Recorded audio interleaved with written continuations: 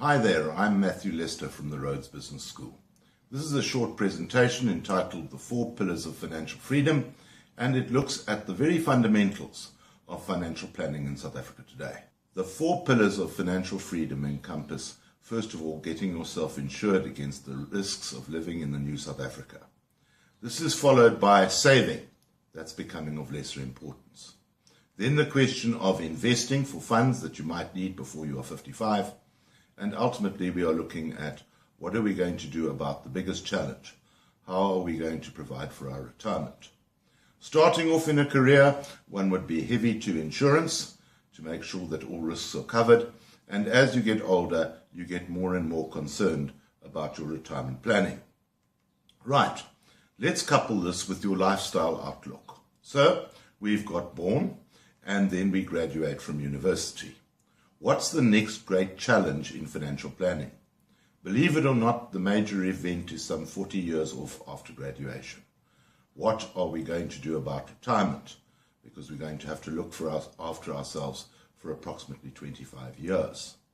In between that come the smaller, softer, or romantic issues, you might call them.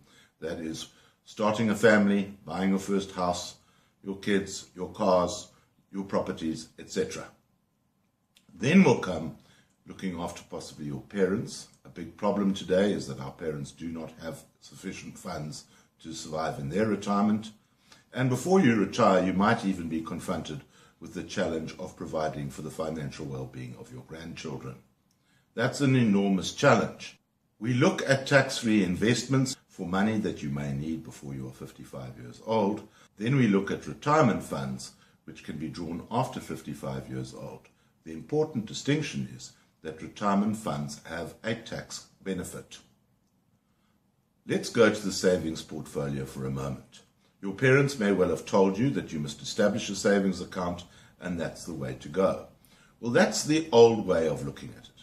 Perhaps in the days of Reserve Bank Governor Chris Stoltz, it was a good idea. Risk-free returns were as much as 10% above the inflation rate. But those days have gone.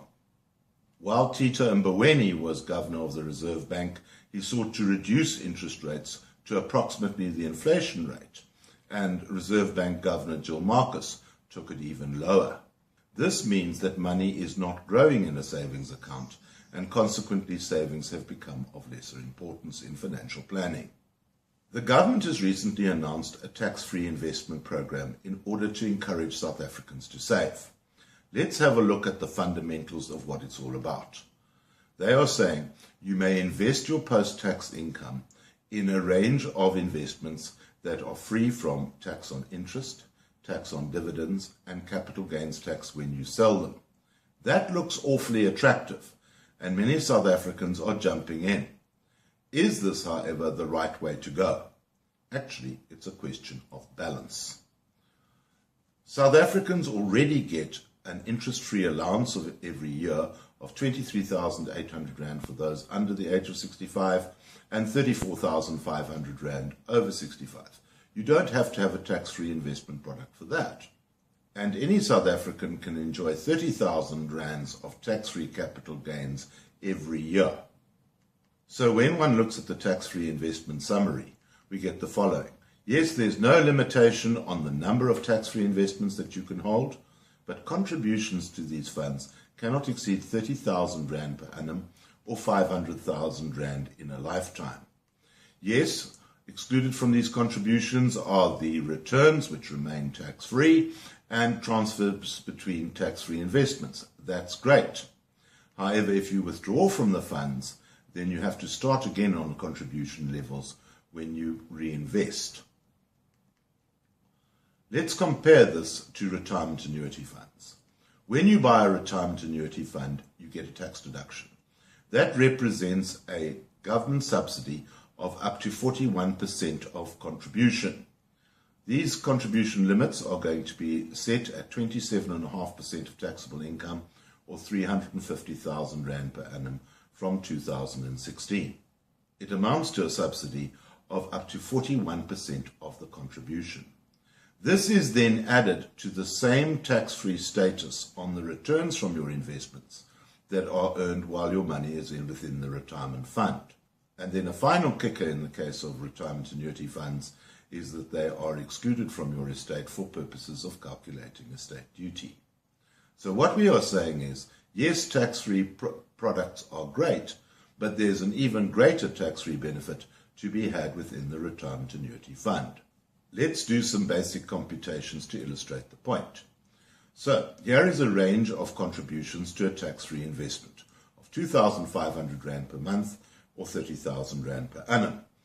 This would grow at 5% per annum over a period of, say, 20 years, and we hope that they would get a return of 10% tax-free. That would result in a roll-up value of the fund of 802,899 Rand in 20 years' time, in today's terms. And that might look pretty good, but it excludes the potential growth on the tax-free subsidy. So if the same tax-free investment was to be put in the form of a retirement annuity fund, then we are able to reinvest the tax saving. That can amount to a further 1,025 Rand per month of contribution.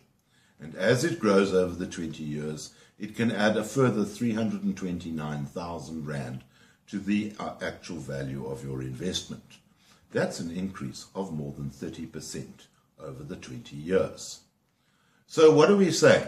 We're saying they're the 4 pillars of financial freedom. Firstly, get yourself insured against the risks of living in the new South Africa. Savings are a minor part of financial planning today. Then we will look for investments that we may want to mature and access before we are 55 years old. And finally, we look at the biggest challenge of all, which is using retirement funds to provide us with a certain future after we retire. I'm Matthew Lester at the Rhodes Business School. Thank you for your attention.